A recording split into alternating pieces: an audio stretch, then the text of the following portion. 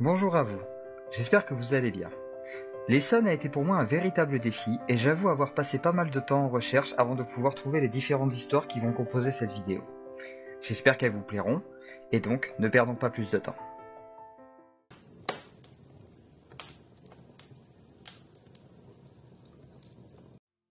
Nous commencerons cette liste avec une histoire bien singulière car elle est vraie. L'histoire d'une église semblant attirer les pires catastrophes sur elle-même, à tel point que la ville de Dourdan a pratiquement connu la fin du monde à une époque. Tout commence le 4 août 1637, lorsque le tonnerre s'abattit sur son clocher dans les environs de 4 heures du matin. Les ardoises du toit volèrent, un arrêtier fut rompu, la cloche cassée qui tomba en contrebas avec le bruit qui allait avec, en laissant des marques de griffures sur la pierre des murs. Cela entraîna une première reconstruction au pied levé pour permettre à l'église et son clocher d'oublier cette histoire, ainsi qu'une nouvelle cloche baptisée comme le veut la religion. Malheureusement, ce fut le début de la fin pour lui. Car à peine 50 ans plus tard, le vent souffla d'une telle force qu'il fit rompre le clocher, provoquant une nouvelle destruction qui cette fois nécessita un charpentier ainsi qu'un couvreur pour aider à redonner de nouveau vie au clocher. Ce dernier se para cette fois d'un coq à son sommet. Le point d'orgue fut le 29 juillet 1702, soit seulement 10 ans après. Une déferlante de grêle s'abattit sur la ville et son église, provoquant de nombreux blessés graves et des dégâts aux toitures et vitraux sur l'édifice.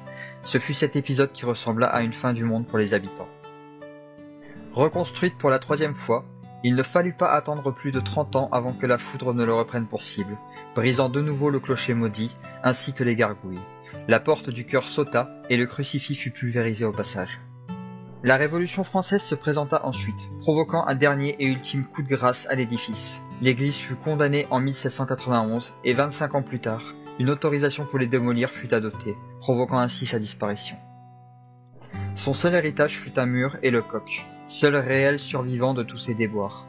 Les pierres furent réutilisées pour d'autres constructions, et on plaça une plaque commémorative à l'emplacement du bâtiment. Ainsi s'achève l'histoire de cette église maudite, semblant avoir été pris pour cible par le sort. Les habitants ont longtemps parlé d'une malédiction, peut-être à raison, car de tels incidents de façon aussi répétée sur environ 200 ans sont assez troublants. En tout cas, depuis sa disparition, la ville semble désormais épargnée de tout malheur, ce qui rend cette histoire d'autant plus troublante.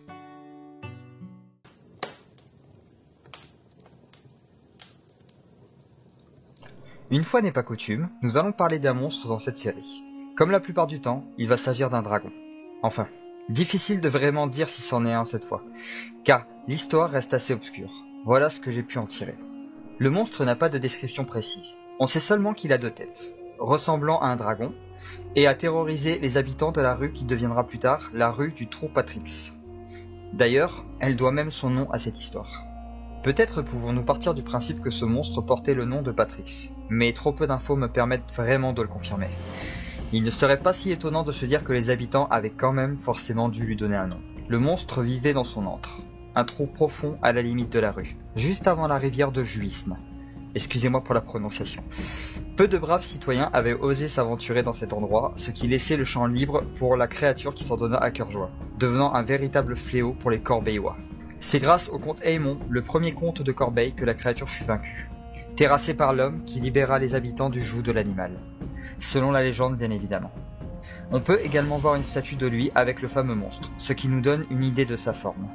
Le monstre du Trou Patrix, ça aussi c'est un mot très facile, ressemble bien à une sorte de dragon, ayant une tête de chaque côté du corps, ce qui lui donne un aspect bien singulier, digne des monstres médiévaux, sortis de l'imaginaire. Pourtant, il n'est pas si étonnant que cela de voir une forme de bicéphalie chez les reptiles, car ils pondent beaucoup plus d'œufs que les autres espèces, et donc les malformations ont beaucoup plus de chances d'apparaître. À savoir, 2 têtes sur un même corps, comme on a déjà pu le voir sur les serpents. Ainsi, cette légende n'est pas si improbable qu'elle en a l'air. Cependant, c'est tout ce que j'ai pu glaner autour. L'histoire n'étant contée que lors d'un spectacle sur place, difficile d'avoir beaucoup d'informations. Si quelqu'un qui aurait assisté passe par ici, je serais vraiment ravi qu'il m'en fasse un petit résumé.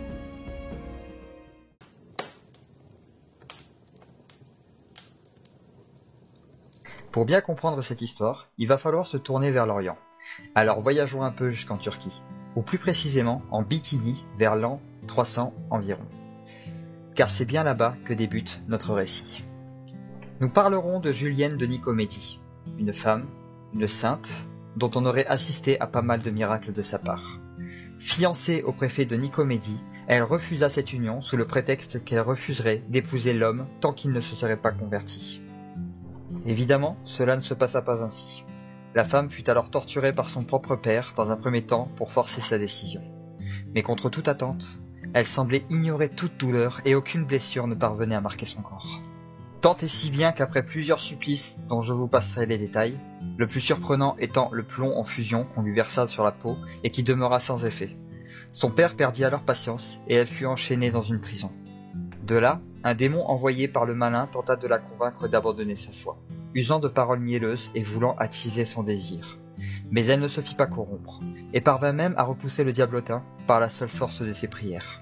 Ce fut ensuite le préfet, son fiancé, qui de rage la fit écarteler. Mais un ange apparut et guérit la miraculée, ce qui entraîna un bon nombre de conversions chez les personnes ayant assisté à cela. Il la fit ensuite jeter dans un bain d'huile bouillante, mais elle y demeura comme si s'était agi d'une simple source chaude. Évidemment, cela ne dura pas. Le bourreau abattit sa hache et aucun miracle ne lui permit d'échapper à son destin de martyr. Mais pour elle, ce fut une délivrance. Son fiancé, en revanche, maudit par son acte, mourut lors d'une tempête. Je sais ce que vous vous dites, mais pourquoi nous parle-t-il d'une histoire qui s'est déroulée à l'autre bout du monde alors qu'il est censé faire une vidéo sur l'Essonne? J'y arrive. Un templier de retour des croisades avait en sa possession des reliques de la Sainte Julienne de Nicomédie, et lors de son passage au Val Saint-Germain, il tomba malade. L'homme promit que s'il s'en sortait, il ferait ériger une église en remerciement au ciel. Promesse qu'il tenut bien évidemment. Il y plaça même les reliques, et une fontaine jaillit non loin, dont on dit qu'elle aurait été miraculeuse. Elle devint un lieu de pèlerinage dans les environs, et le dernier témoignage en date raconte qu'elle aurait même soigné une petite fille du choléra. On finit même par appeler l'endroit le Lourdes du coin.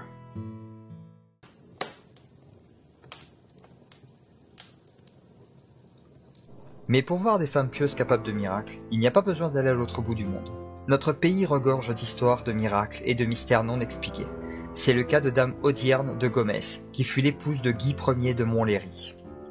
Ce n'est pas un mystère qu'elle était une croyante plus que convaincue, et elle voit une bonne partie de sa vie dans ce sens, achetant les services des moines pour les offices locaux en échange de trésors. On dit même qu'elle a établi le premier prieuré clunisien au nord d'Orléans. Mais pourtant, une petite légende existe, un miracle inexpliqué qu'elle aurait accompli au détour d'une petite incartade avec un forgeron. Une histoire qui prit rapidement des proportions graves, à tel point qu'aucun forgeron ne put s'établir dans la localité de Lompont. Audierne n'était pas seulement une religieuse accomplie et une noble, mais également une dame qui n'avait pas peur de se retrousser les manches pour sa foi. Ainsi, elle participa à la construction de l'église et apporta souvent de l'eau depuis une fontaine, que l'on dit miraculeuse également. Et si toutes les fontaines étaient miraculeuses, je vous raconte pas le prix de la bouteille d'eau. Mais pardonnez-moi, je m'égare. Porter des seaux à bout de bras n'était pas évident. Elle demanda alors au forgeron de lui fournir un moyen de pouvoir porter l'eau plus facilement. Mais le forgeron n'était pas connu pour être un homme patient et agréable. Dérangé dans son travail, il prit la courge de fer qu'il venait de passer au feu et la lança dans les mains de la dame. La stupeur fut au rendez-vous. Aucune brûlure, aucune blessure. Elle tint le fer ardent sans scier ou montrer ne serait-ce qu'un début de douleur. Ce fut en toisant l'homme avec le métal qui venait de lui lancer qu'elle le maudit, lui et toute personne travaillant du marteau. Ce faisant, elle scella le sort de tout forgeron, avouant qu'aucun forgeron qui ne viendrait s'établir à Lompont ne verrait la fin de l'année. Le forgeron lui-même ne vécut pas longtemps, tué par une crise de foie, probablement plus due à son penchant pour l'alcool. Ainsi s'achève cette histoire. Même si Audierne a continué à faire parler d'elle, ce fut en des termes un peu moins surréalistes, comme je vous les ai décrits en début de cette partie. Les miracles ne sont donc pas rares dans ces histoires où les personnes ont la foi. Quoi qu'il en soit, la dame eut de nombreux enfants avec un époux et une belle vie.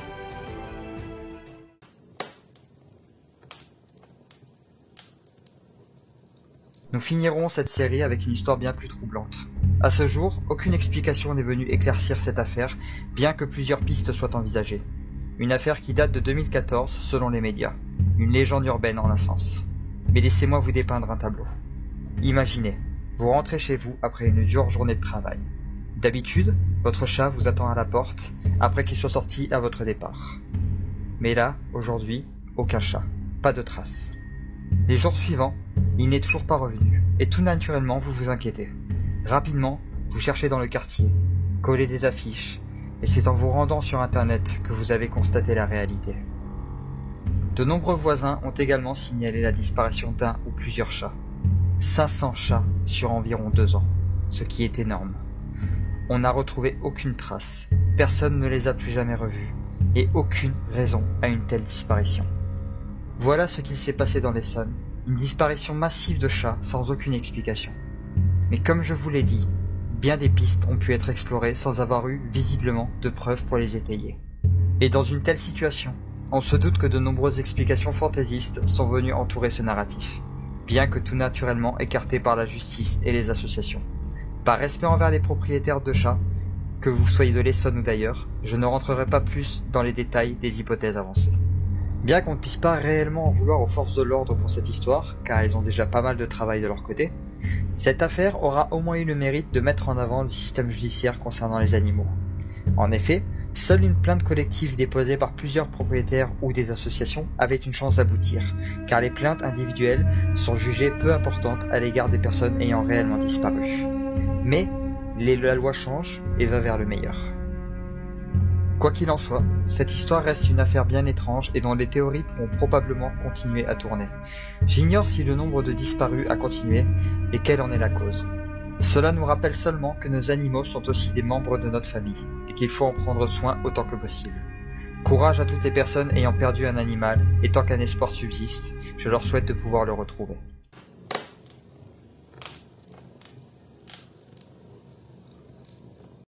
Et voilà qui conclut cette vidéo, en espérant qu'elle vous a plu. Je tiens à remercier Sauron qui m'a donné un coup de main pour la 3e histoire et d'une certaine manière aussi relancer cette vidéo. Car oui, la difficulté que j'ai eue pour retrouver des histoires sur l'Essonne, bien qu'elles soient nombreuses, je n'en doute pas, me conforte dans mon idée que les histoires se perdent peu à peu et ne pourront peut-être pas toutes pérenniser sur internet. Quoi qu'il en soit, je vous remercie d'avoir regardé cette vidéo. Retrouvons-nous la semaine prochaine où nous irons un peu plus vers l'ouest cette fois. Portez-vous bien et à très bientôt.